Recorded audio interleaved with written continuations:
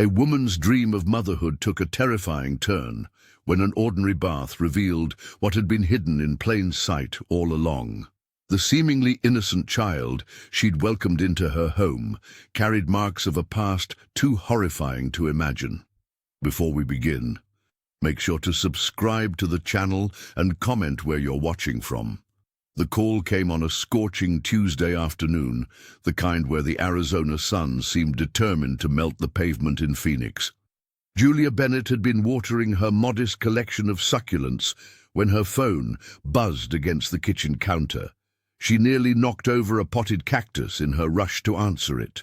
After 5 years, 3 home inspections, and countless sleepless nights filled with doubt, the voice on the other end delivered the news she'd stopped believing would come. Her adoption application for a 7-year-old girl named Lily had been approved. "Is this real?" Julia whispered, sinking into a kitchen chair as her legs went weak. The social worker's gentle laugh confirmed it was. Lily would be coming home in exactly 9 days.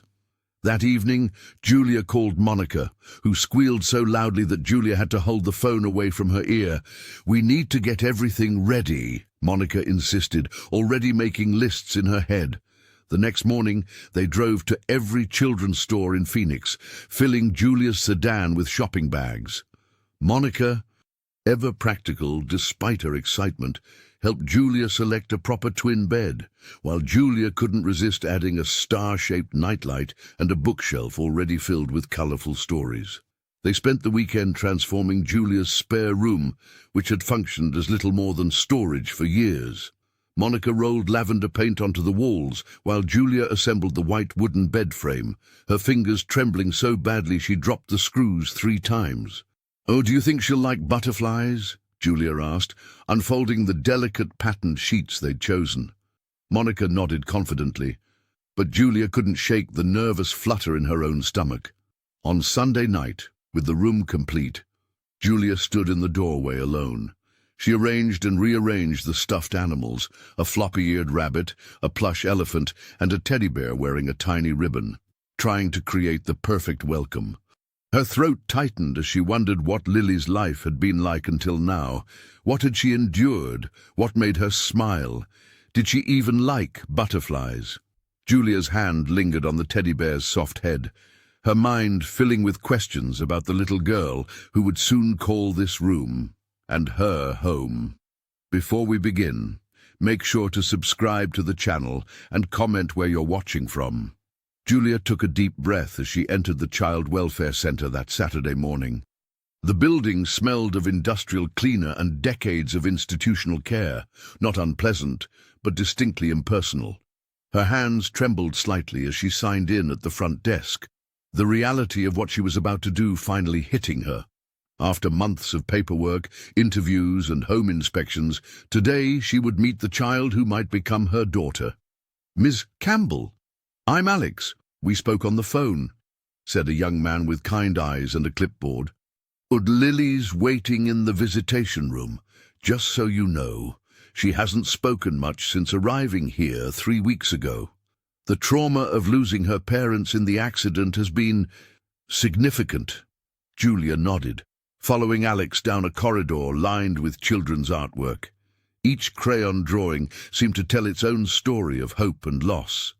They stopped at a door marked Visitation Room B, and Alex gave her an encouraging smile before opening it. The room was small but bright, with a low table, some chairs, and a shelf of well-worn toys.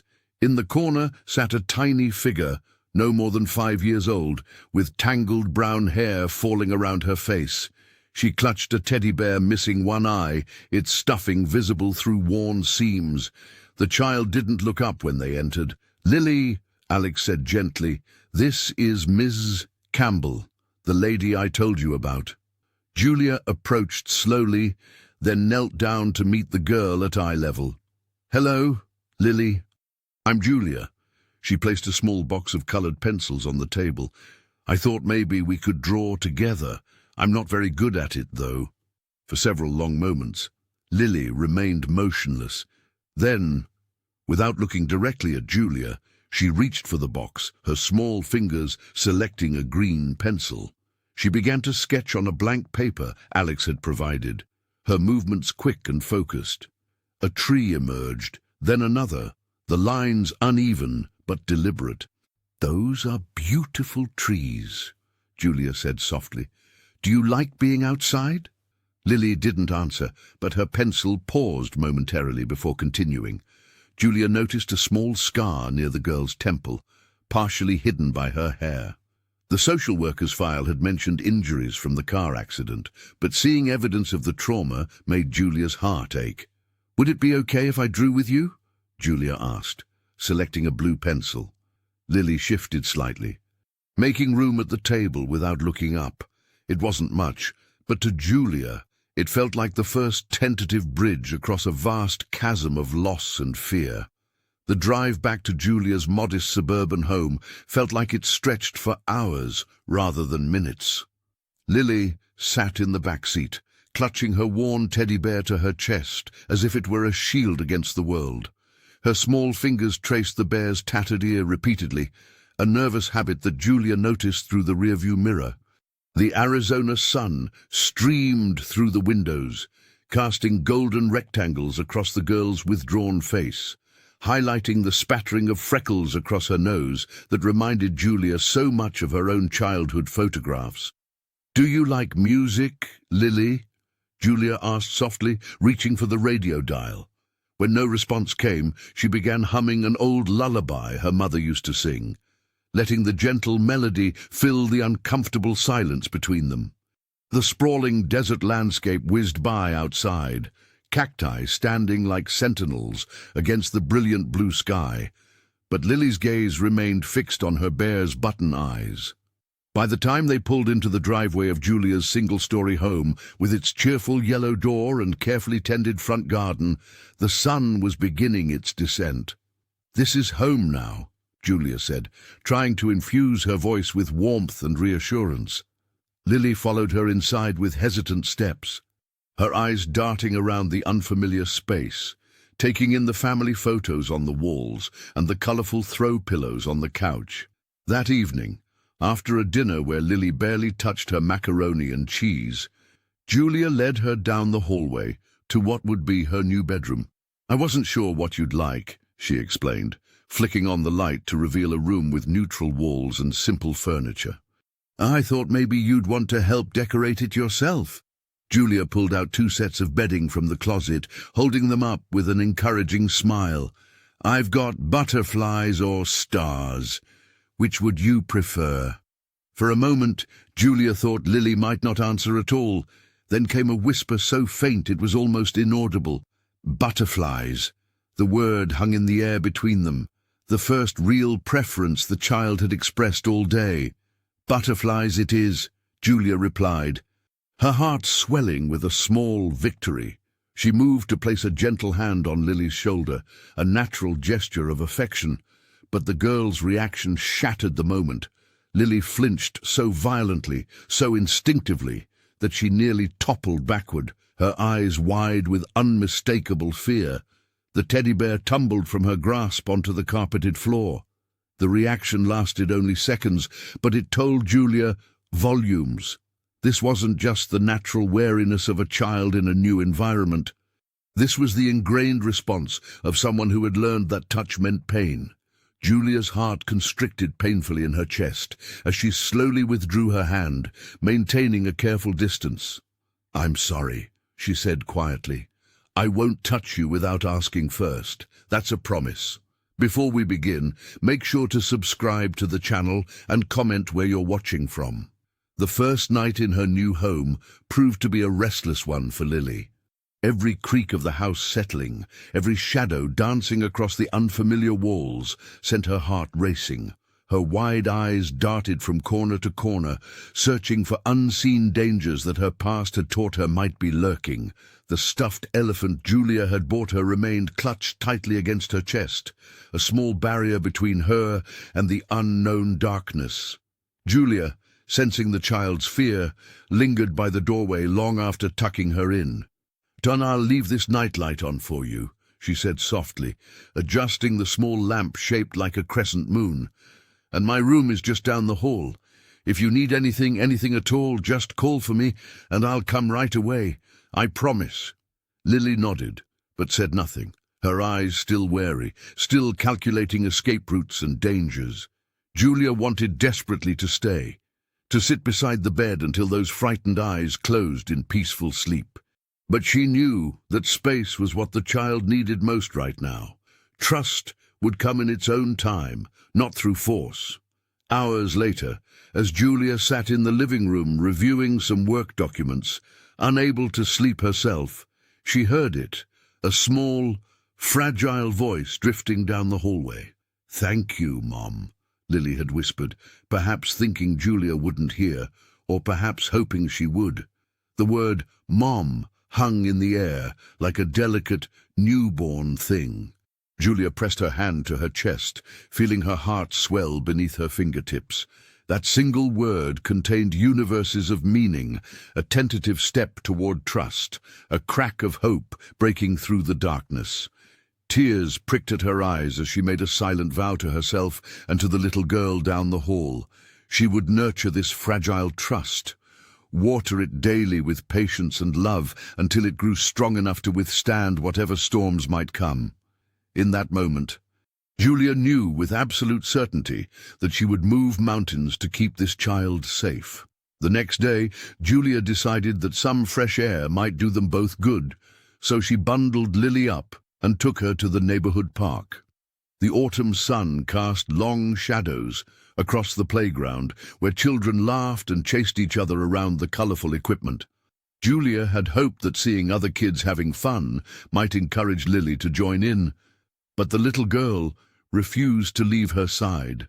Instead, she sat rigidly on the wooden bench, her small hands clutching the edge so tightly her knuckles turned white.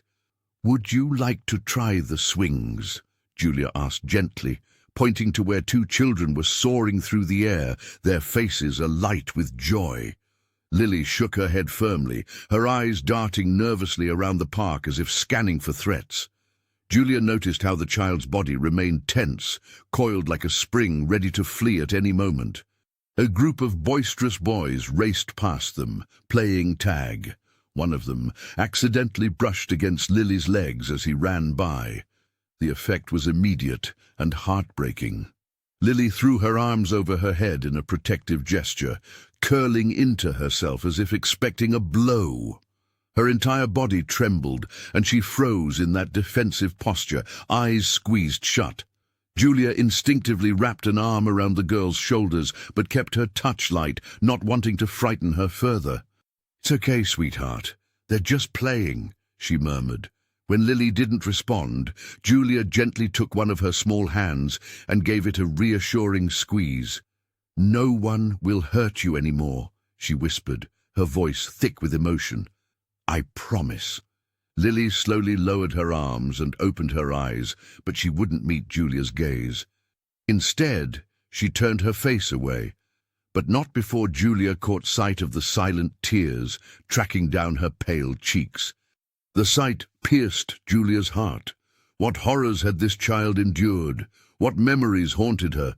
The social worker's words echoed in her mind, suspected abuse, but the details were unclear. Watching Lily's reaction to an innocent brush of contact told Julia more than any case file could. As they sat there together on the bench, Julia watching children play while Lily remained withdrawn and vigilant, she realized the enormity of what lay ahead. This wasn't just about providing a home. It was about helping Lily fight battles Julia couldn't even see yet, invisible terrors that had already carved deep wounds into such a young soul. Breakfast was a quiet ritual.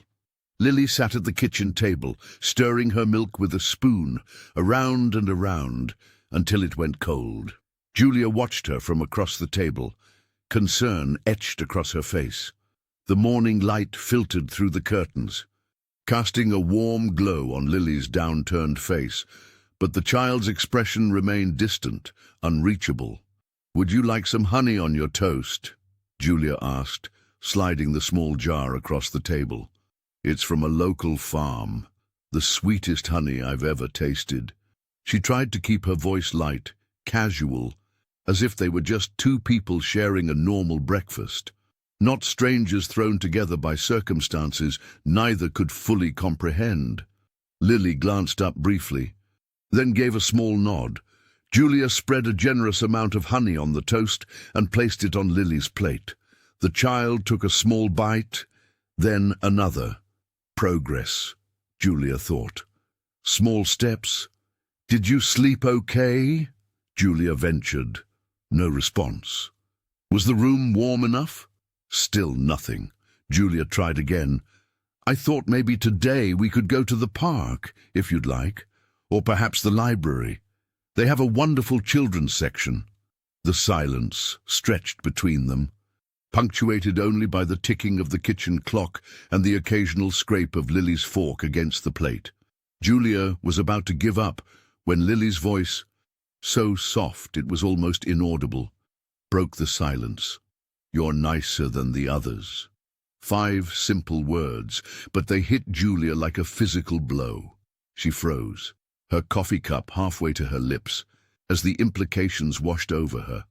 Others. There had been others before her.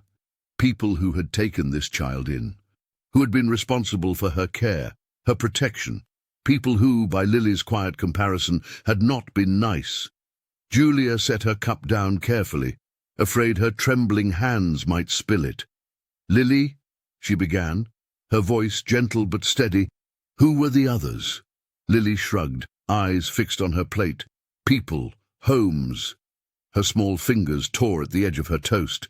They said they'd keep me, but they didn't. Julia's heart constricted painfully in her chest. How many times had this child been passed from hand to hand, promised stability only to have it yanked away? How many times had she been told to pack her things, to move on, to start over? Well, Julia said, reaching across the table to cover Lily's small hand with her own, I'm not going anywhere, and neither are you, unless you want to. Lily looked up then, her eyes searching Julia's face for the lie, for the catch that experience had taught her must be there. Julia met her gaze steadily, willing the child to believe her.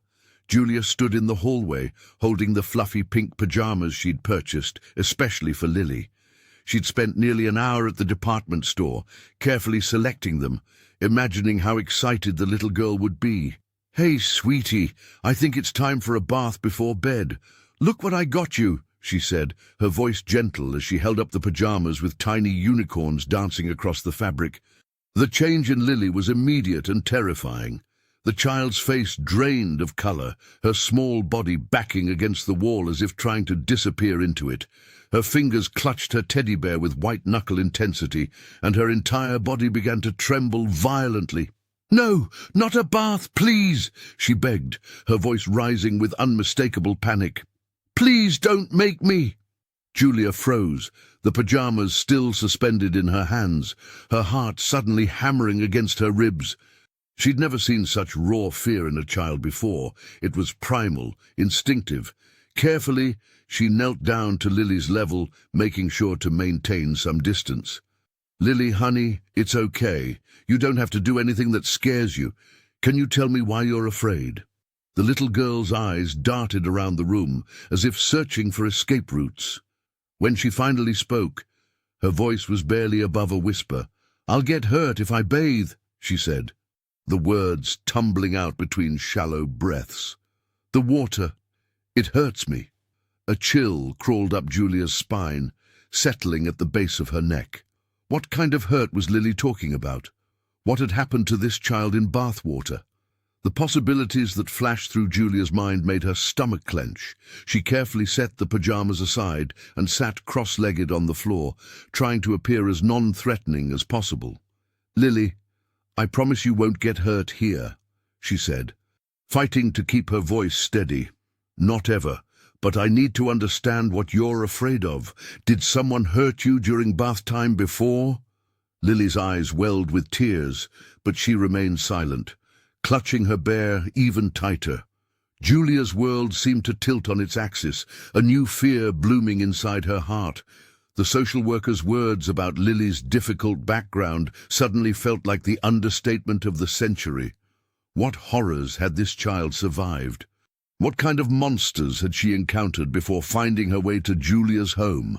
"We don't have to have a bath tonight," Julia said softly, her mind racing with implications and next steps. "We can figure something else out. You're safe here, Lily. I promise you that." Julia stared at her phone for nearly an hour before finally hitting call. The digital clock on her nightstand glowed 3:17 a.m. when Monica's groggy voice answered. "Julia, what's wrong?" "It's the middle of the night," Monica mumbled. "I'm sorry," Julia whispered, her voice trembling. "I couldn't sleep. It's about Lily." She described the bathroom incident in excruciating detail, from the child's wide-eyed terror to her desperate scramble away from the tub. "It's not just fear," she explained, her voice dropping even lower. "It's like she thinks bathing is a punishment, like someone used water to hurt her." Monica was fully awake now. "That's concerning. Have you noticed any other unusual behaviors?" "She flinches sometimes when I move too quickly," Julia admitted. "I thought she was just adjusting, but now I'm wondering if there's more to it."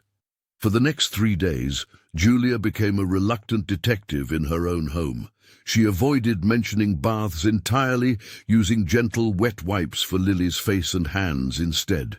She found herself watching the child's every movement with new eyes. The way Lily always kept her back to walls, how she wore long sleeves despite the warm spring weather, how she seemed to make herself physically smaller whenever an adult raised their voice, even on television. Each time Lily reached for something or stretched, revealing a sliver of skin at her wrist or ankle, Julia's eyes darted to the spot, searching for evidence. What marks might be hiding beneath those clothes? What stories were written on her small body that no one had bothered to read? At night, lying awake, Julia's mind conjured horrific scenarios. Had Lily been held underwater as punishment? Had someone burned her with scalding bath water?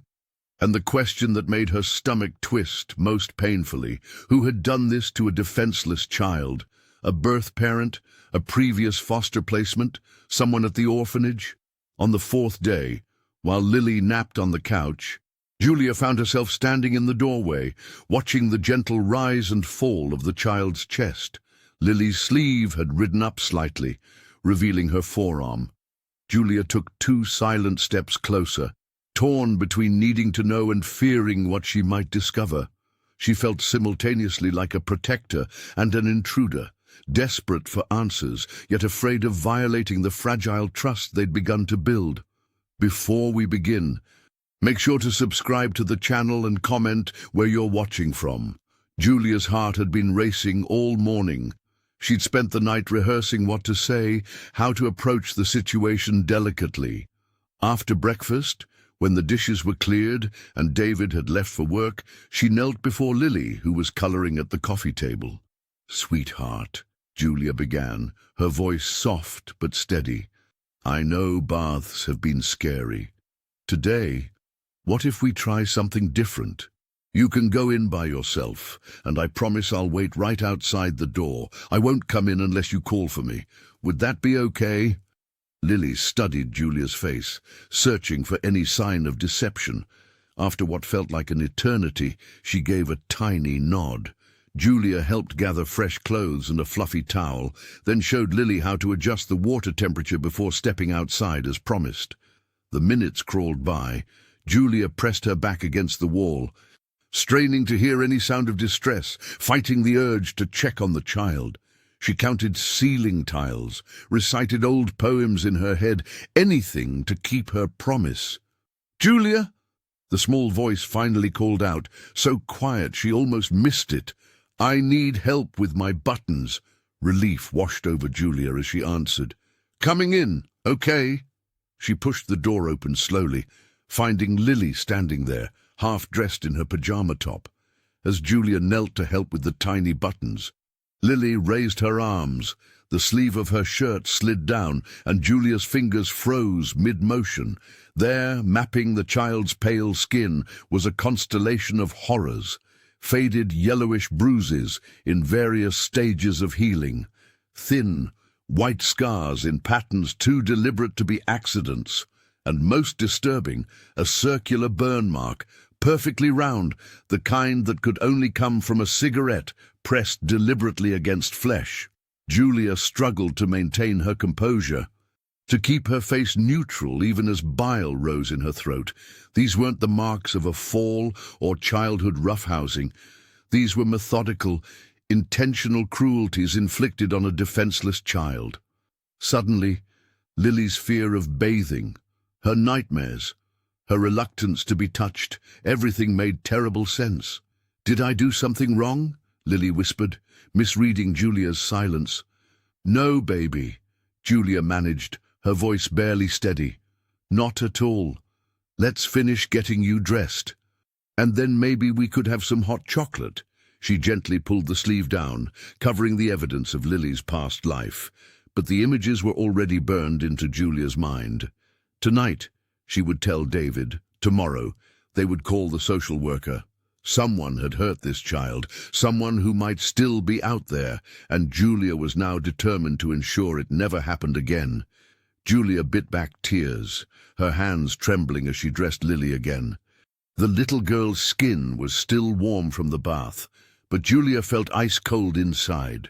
The markings she'd discovered, those weren't normal birthmarks or childhood scrapes. They were deliberate, methodical, the kind of scars that told stories no child should ever have to tell. "Who did this to you?" she asked softly, trying to keep her voice steady as she buttoned Lily's pajama top. Lily's eyes fell to the floor, her small fingers fidgeting with the hem of her sleeve. "I don't remember," she whispered, but something in her voice suggested otherwise. "I just remember being scared. Please, don't be angry." Her bottom lip quivered slightly. Julia pulled her into a gentle embrace, careful not to press against the marks on her back. "I'm not angry with you, sweetheart. Never with you." She stroked Lily's damp hair, feeling the child's heartbeat against her own. "I just want to help you." As Lily's small arms wrapped around her neck, Julia made a silent vow. She would uncover every shadowy truth, no matter the cost. Someone had hurt this child, her child now, and they would answer for it. The adoption papers suddenly felt like more than legal documents. They were a promise of protection. Later, after tucking Lily in with Mr. Whiskers clutched tightly against her chest, Julia sat alone at her kitchen table. Her laptop glowed in the darkness as she typed "Sunny Days Children's Home" into the search bar. The cheerful website that appeared seemed at odds with the horrors etched into Lily's skin. Julia scrolled through staff photos, wondering which smiling face might hide a monster. Her phone buzzed. A text from Mark. "How's the first night going?" Julia stared at the message. How could she possibly explain what she'd discovered? What if he thought she was overreacting? Or worse, what if he suggested returning Lily to the system? No, she couldn't risk it. Not yet. "Everything's fine," she typed back. "Lily's already asleep." The lie felt necessary until she understood what had happened, who had hurt Lily, and who might still be hurting other children. Julia would keep this discovery to herself. Tomorrow, she would call in sick to work. She needed to dig deeper into Sunny Days, history, staff records, anything she could find. Julia clutched the steering wheel so tightly her knuckles turned white as she sped through the evening traffic. Lily sat quietly in the back seat, her small face reflected in the rearview mirror, unaware of the storm brewing inside her adoptive mother. The discovery of those scars had unleashed something primal in Julia, a fierce, protective rage she'd never experienced before. Dr. Patel's home office was tucked away in a quiet suburban neighborhood. Though retired for 3 years now, he still saw a handful of former patients who'd become more like family. Julia had known him since she was a teenager. If anyone would help without immediate questions, it would be him. "My goodness, it's been too long," he said, opening the door, his smile fading as he registered Julia's expression. "Come in, quickly." The examination was gentle but thorough. Dr. Patel spoke softly to Lily throughout, explaining each step, asking permission before touching her. Julia watched from the corner, heart pounding as the elderly doctor's face grew increasingly grave. When Lily was distracted with a book in the waiting area, Dr. Patel closed his office door and faced Julia. "These aren't accidents," he said quietly, his Indian accent more pronounced with emotion. "They're evidence of repeated abuse, some years old, some recent. The pattern suggests deliberate, systematic harm over a prolonged period." Julia's throat tightened. Or could it have been before she entered the system? Maybe her birth parents. Some scars, yes, but others are newer. He removed his glasses, rubbing the bridge of his nose.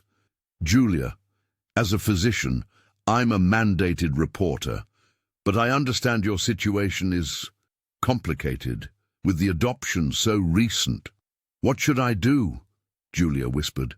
"You must report this, Julia. The social worker, the agency, the police. They need to know.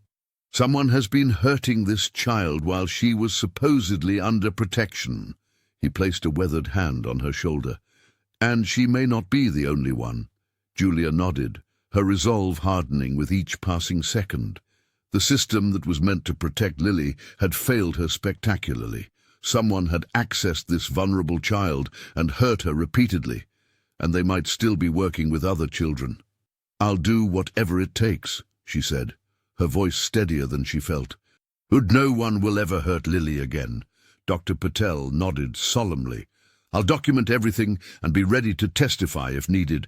Take photos tonight as evidence." As they left his office, Julia felt the weight of what lay ahead. A battle against a broken system, against whoever had hurt her daughter. But looking at Lily, quietly holding her hand as they walked to the car, Julia knew with absolute certainty this was a war worth fighting. Julia stormed into the child welfare headquarters, her hands trembling with a mix of fear and fury. The receptionist tried to stop her, but Julia pushed past, marching straight to Director Andrew Miller's office. Without knocking, she burst through the door, finding the grey-haired man hunched over paperwork. "What happened to Lily?" she demanded, slamming the photos on his desk. These aren't from minor accidents, as her file claims." Miller barely glanced at the images before sliding them aside. His voice remained eerily calm. "Mrs. Bennett, I understand you're concerned, but I assure you, everything in Lily's file is accurate. She fell from a playground structure at her previous foster home. All protocols were followed." Julia leaned forward, her voice dropping to a dangerous whisper. "Those scars tell a different story. They're systematic, deliberate." She flipped through Lily's file she'd been given. "And look at this, your signature on every transfer, every incident report, every medical authorization, for 3 years. I'm the director. That's my job," Miller replied, straightening his tie. "Many children pass through our system, but you remember Lily specifically, don't you?" Julia pressed. "And you didn't even need to check which child I was talking about when I walked in." Something flickered across Miller's face, annoyance, perhaps fear, before his professional mask returned. "Mrs. Bennett, you're being paranoid. Lily had a difficult start, but she's with you now. Isn't that what matters?" "What matters is the truth," Julia said, noticing how Miller's eyes kept darting to his office door. "These injuries weren't documented properly. Someone's covering something up." Miller stood suddenly, towering over her. "I'd be careful with accusations like that.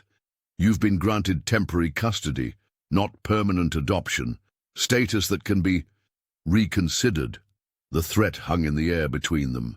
Julia felt her blood run cold. "Are you threatening to take her away if I ask questions?"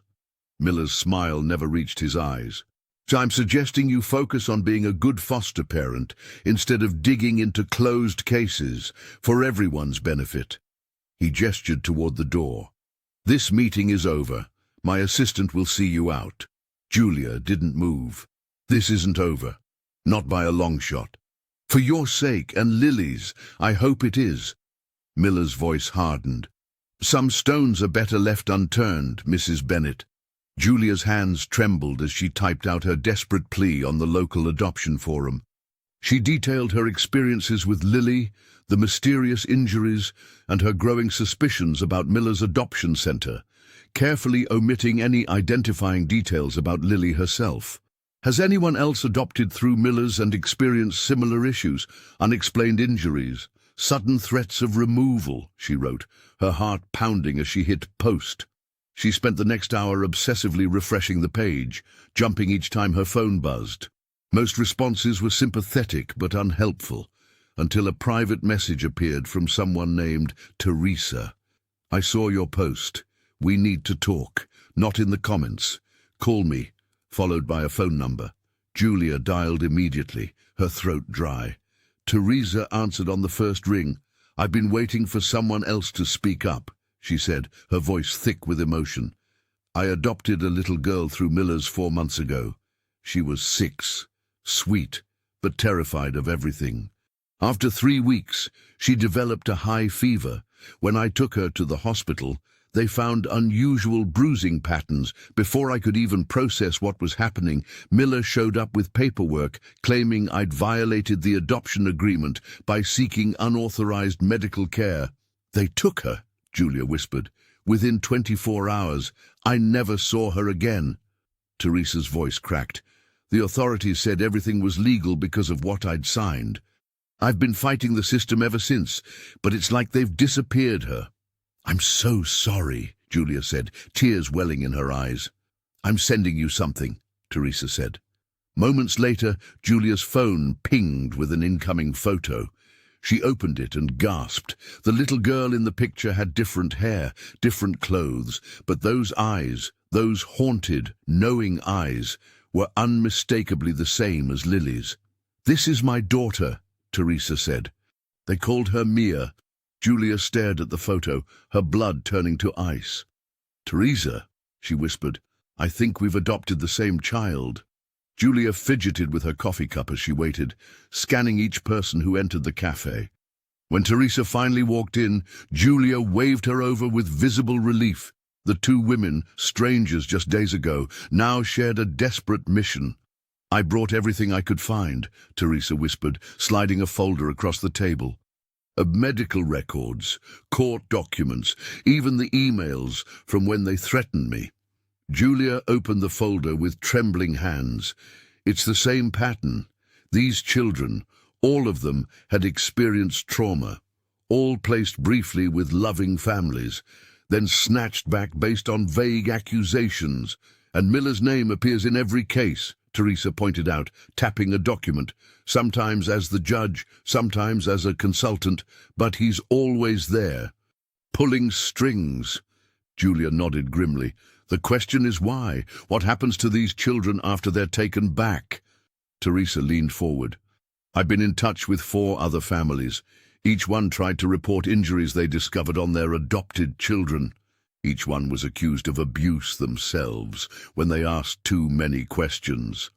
Just like me, Julia murmured. And the records always seem to disappear. Medical files go missing. Court transcripts get sealed. It's a network, Teresa said. Miller's just the public face. There's someone with serious influence making this possible. A text message alert made Julia jump. It was from David. Found something. Miller's charity owns property outside city limits. Satellite images show high security, regular vehicle traffic. Julia showed Teresa the message. Could this be where they're keeping the children? Or processing them, Teresa said darkly. And one family I spoke with, their daughter mentioned other children being prepared for special families.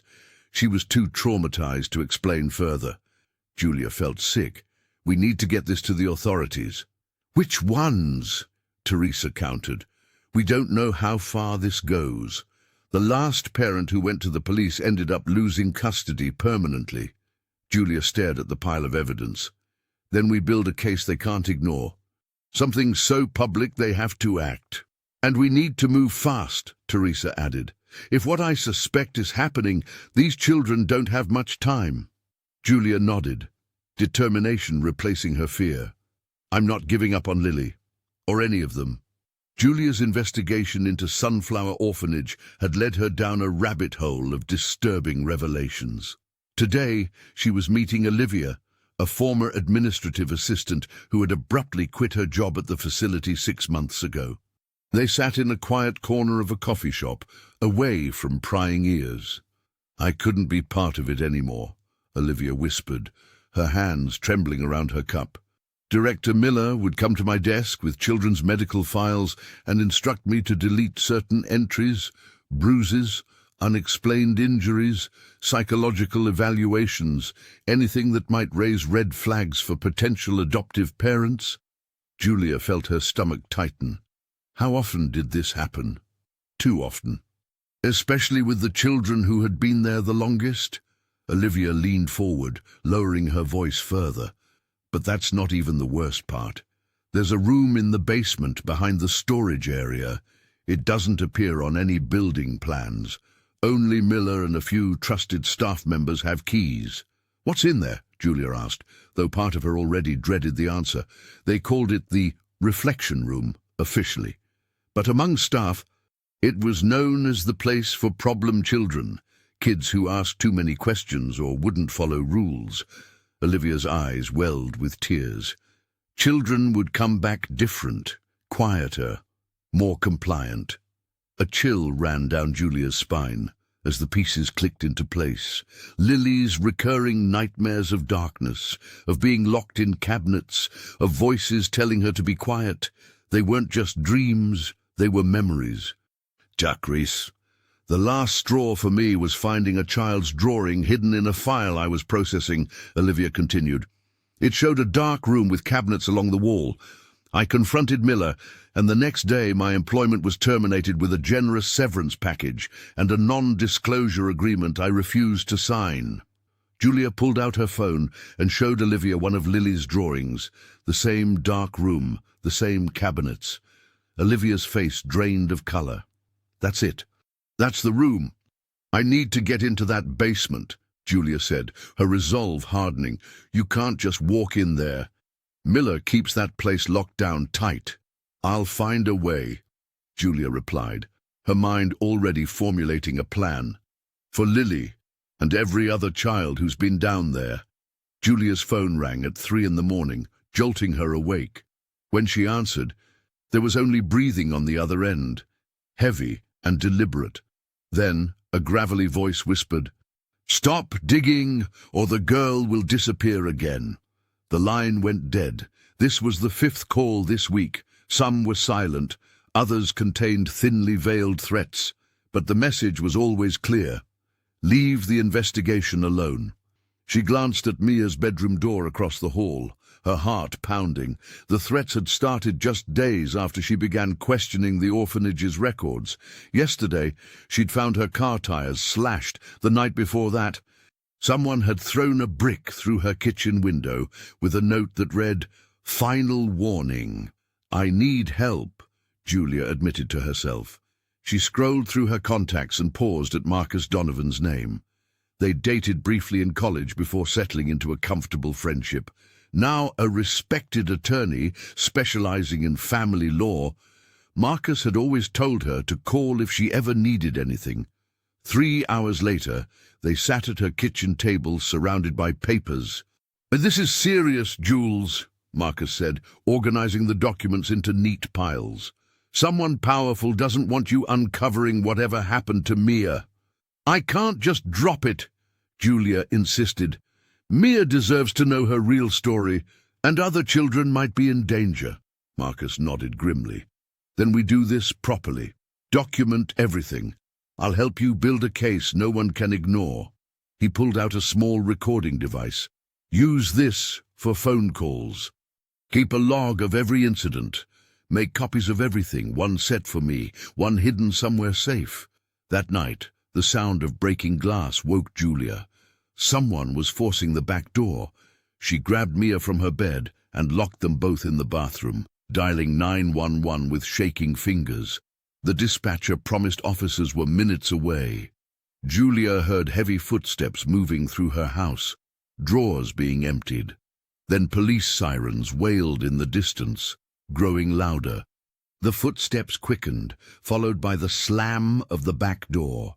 By the time officers arrived, the intruder was gone, but they'd left Julia's home in disarray, clearly searching for something. "They're getting desperate," Marcus said the next morning, surveying the damage. "That means we're getting close." Lily's drawings had taken a disturbing turn. What had once been cheerful rainbows and smiling stick figures had morphed into something that made Julia's stomach clench with dread. The latest batch, scattered across the coffee table, depicted houses with padlocked doors, impossibly tall men without faces, and the most disturbing of all, children with black rectangles over their mouths, clearly representing tape. Julia picked up one drawing after another, her hands trembling slightly. In each picture, partially hidden in a corner or tucked behind other elements, was a tiny figure clutching what appeared to be a teddy bear. This small figure was always shown inside a box-like structure labeled with the letters C2. "Sweetheart," Julia said, keeping her voice gentle as she sat beside Lily on the couch. "Can you tell me about these drawings?" She pointed to the recurring cabinet marked C2 and the small figure inside it. Lily's fingers twisted in her lap, her eyes downcast. For a moment, Julia thought she wouldn't answer. Then, in a voice barely above a whisper, the child said, "That's the dark place." She swallowed hard. "If you're bad, they put you there." Julia felt a chill run through her entire body. "Who puts you there, Lily?" "The tall people." Lily's voice had dropped even lower. "Some kids never come back." Julia wrapped her arm around Lily's small shoulders, feeling the child's slight trembling. "Did someone put you in this dark place, honey?" Lily nodded, almost imperceptibly. "When I cried too much, or asked for my mommy." A single tear slid down her cheek. "Or when I saw things I wasn't supposed to see." "What things, Lily?" Julia asked, her heart hammering in her chest. "The pictures, the cameras, the other kids going away with strangers." Lily pointed to the faceless men in her drawing. "They said nobody would believe me because I'm just a little girl with no mommy or daddy." Julia pulled Lily closer, her mind racing. The DC-2 marking, the cameras, children disappearing. It was all starting to form a horrifying picture. This wasn't just about neglect or even typical abuse. This sounded organized, deliberate, and systematic. Whatever Lily had escaped from was far worse than Julia had initially imagined. "You're safe now," Julia whispered, though she wasn't entirely sure if that was true. "And I believe every word you say." The evidence Marcus uncovered was more damning than they could have imagined. Buried in password-protected files on Miller's private server were classifications for children deemed unsuitable for long-term care, a euphemism that made Julia's blood run cold. These were the children who asked too many questions, who couldn't be controlled, or who simply knew too much. Their files contained fabricated psychological evaluations claiming severe behavioral issues, justifying their sudden transfers to specialized facilities that didn't exist. "Look at this," Marcus whispered, his voice breaking as he scrolled through the database. 17 children in the past 3 years. No forwarding information, no follow-up care. They just disappeared. Julia recognized several names. Children Emma had mentioned during her nightmares. The realization hit her like a physical blow. These weren't just administrative irregularities. They were covering up something monstrous. Word spread quietly among the community of adoptive parents. At first, they met in living rooms, sharing stories in hushed voices. 3 more families came forward with children who, like Emma, bore strange marks and harbored terrifying memories of the basement. Former staff members, bound by ironclad NDAs, finally broke their silence when shown the evidence Marcus had gathered. "I quit after 2 months," confessed a former night attendant, her hands shaking as she spoke. "I heard sounds coming from below the main floor. When I asked about it, Miller said it was just the building settling. The next day, my keycard access was restricted to just the main areas. Most shocking were the testimonies from teenagers who had aged out of the system. They took the quiet ones, said 19-year-old Jaden, who had spent 4 years at the center. Kids nobody would miss. They'd go downstairs for special therapy, and sometimes they'd come back different. Sometimes they didn't come back at all. The pattern was undeniable. Miller's carefully constructed facade was beginning to crack. Anonymous tips to state authorities had triggered preliminary investigations. Though Miller's political connections had so far kept the most serious allegations at bay, Julia organized the evidence meticulously. Financial records showing unexplained payments to offshore accounts, testimonies from witnesses, medical reports documenting unexplained injuries, and Emma's own drawings of the basement room with its strange equipment. "We're close," Marcus told her one evening. "Miller's getting nervous, his security team has doubled, and he's been cancelling public appearances."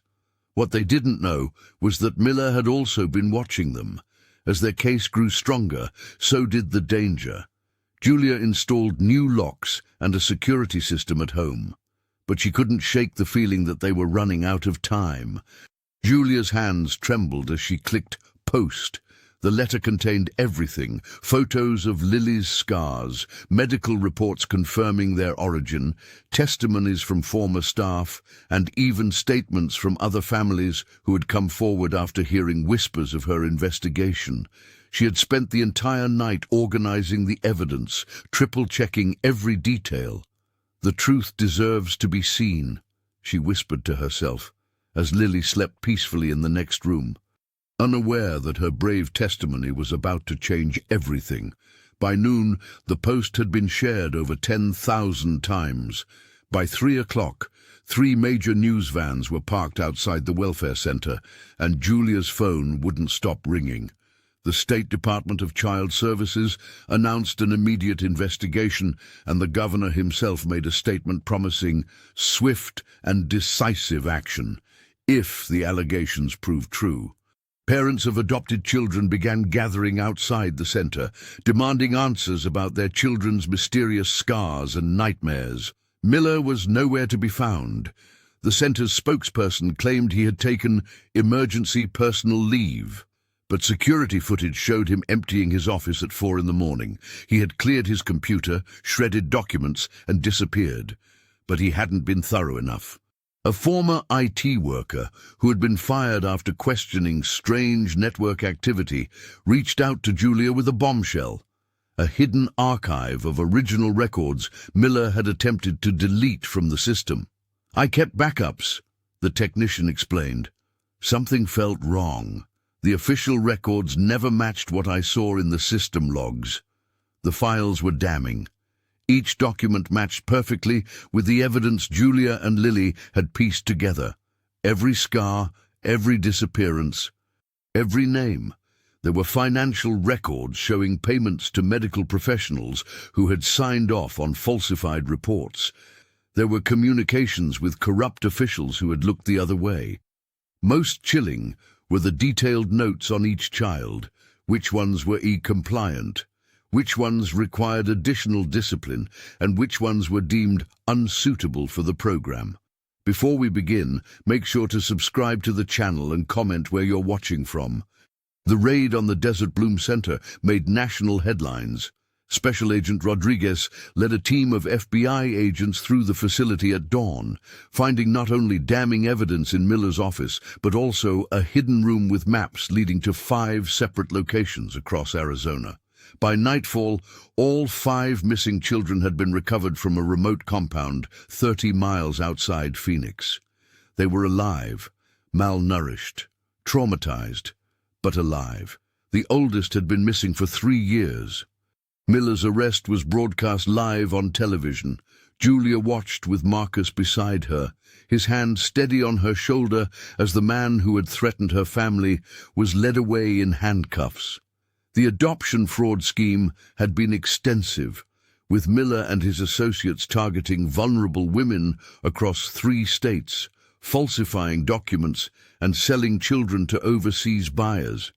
The investigation revealed that Lily would have been next. "But you saved more than just Lily," Detective Ramirez told Julia during their final meeting. "Your persistence broke open a case we've been trying to crack for years." The detective slid a business card across the table. "The department's victim advocate will be in touch about the court proceedings. Miller won't see daylight for decades." Julia nodded, but fame and accolades meant nothing to her. The other families involved were giving interviews, appearing on morning shows, being called heroes. She declined every request. Her focus remained singular and unwavering, helping Lily heal. That evening, after their first day without fear, Julia tucked Lily into bed in her room, a real room, not a temporary space, with walls they had painted together in soft yellow. Marcus had left after dinner, promising to return tomorrow with materials to build the bookshelf they had designed together. "I made something for you today," Lily whispered. Reaching under her pillow, she pulled out a folded piece of construction paper and handed it to Julia with solemn eyes. Julia carefully unfolded it. The drawing showed a house with windows thrown wide open, sunlight streaming through. Tall sunflowers stretched toward a blue sky filled with birds. In front stood two figures holding hands, one tall, one small, surrounded by what looked like a golden glow. "That's our house," Lily explained, pointing. "And that's us." Julia felt tears well up as she gathered her daughter into her arms, breathing in the clean scent of her hair. "It's beautiful, sweetheart, the most beautiful picture I've ever seen." "No more dark places?" Lily asked, her voice small but steady. Julia kissed the top of her head, making a promise she would spend the rest of her life keeping. "No more dark places, Lily. Only sunlight from now on."